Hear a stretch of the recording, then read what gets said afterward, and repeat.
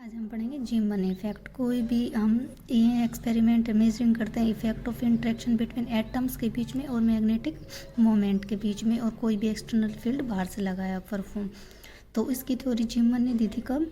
1896 में। जीमन एक्सपेरिमेंट था वो एटम प्लेस किया हुआ था किसी भी एक्सटर्नल मैग्नेटिक फील्ड के बीच में, और स्पेक्ट्रम मेजर किया था कि क्या स्पेक्ट्रम दे रहा है कोई भी। उसके अंदर तो कोई प्रेजेंट मैग्नेटिक फील्ड नहीं था, बाहर से ही एक्सटर्नल मैग्नेटिक फील्ड दे रहे थे उसको। फॉर एग्जांपल मेजर करते हैं वेवलेंथ ऑफ रेडिएशन जो इमिट हो रही है कहाँ से? डिस्चार्ज ट्यूब से, जहाँ पे मैग्नेटिक फील्ड रखा हुआ है। कोई भी एक्सपेरिमेंट परफॉर्म करने से पहले हम क्या देखते हैं? उसके अंदर कितना मैग्नेटिक फील्ड है और कितनी स्पेक्ट्रल लाइंस जो स्पिल्ट हो रही है, कितनी डिस्क्रीट लाइंस में। तो हम जीमन इफेक्ट किसको बोलेंगे? जो फिनोमेना जिसमें splitting of spectral lines into large number of components. कोई भी एक सिंगल स्पेक्ट्रल लाइन है वो large number of component line में स्पिल्ट हो जाए तो उसको हम क्या बोलेंगे? Zeeman effect. और ये किस एप्लीकेशन पे है? मैग्नेटिक फील्ड अप्लाई करने के बाद। तो इसको हम बोलेंगे जीमन इफेक्ट। कोई भी लाइन है नंबर ऑफ कंपोनेंट्स लाइन्स में स्पिल्ट हो जाए तो उसको हम बोलेंगे जीमन इफेक्ट। ठीक है।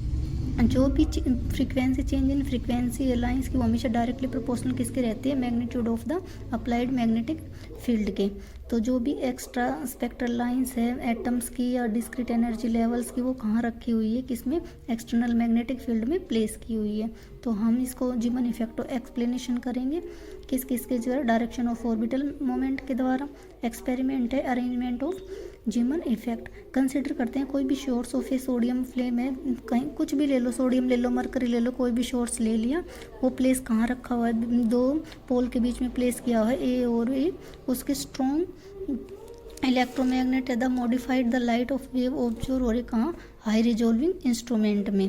तो इसको हम कैसे एनालाइज करेंगे? विद नाइकोल प्रिज्म के द्वारा। तो इसके जो हम कैमरा के द्वारा, फोटोग्राफ के द्वारा, आईपीसीज में स्पेक्ट्रोमीटर को हम इस लाइट को देख सके हैं। जो ये लाइट हमें ऑब्जर्व हो रही है वो बोथ परपेंडिकुलर और पैरेलल दोनों फील्ड में है।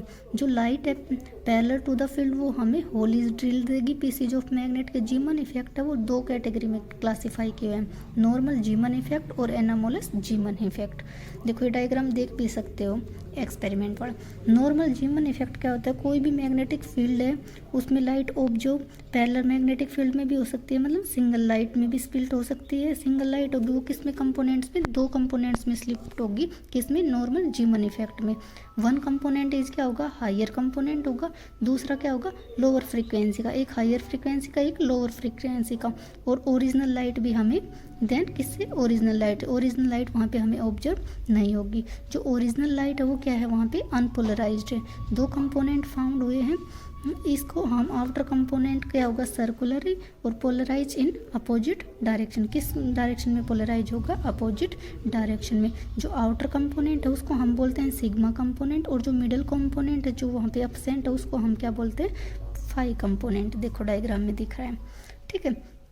कोई भी लाइट है ऑब्जर्व कब होगी? जो वो परपेंडिकुलर किसकी रहेगी? मैग्नेटिक फील्ड के थ्री कंपोनेंट्स लाइन वहाँ पे सीन होगी। देखो ठीक है। On each side is original line the separated equal distance from the original light. देखो ये है यहाँ से बिल्कुल सेपरेट डिस्टेंस पे है दोनों, एक पैरेलल है एक परपेंडिकुलर है।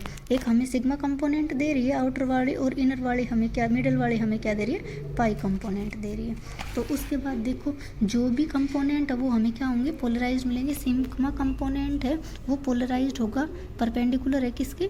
पाई कंपोनेंट की। जो डायरेक्शन होती है इलेक्ट्रिक वेक्टर आउटर कंपोनेंट की वो क्या होती है? Perpendicular magnetic field. और जो पाई कंपोनेंट होते हैं वो पैरेलल टू द क्या होती है? Magnetic field. बहुत इंपॉर्टेंट बात है, ध्यान रखना। जो आउटर कंपोनेंट है वो परपेंडिकुलर होता है किसके? मैग्नेटिक फील्ड के, और जो पाई कंपोनेंट वाला है वो क्या होता है? Parallel to the magnetic field के।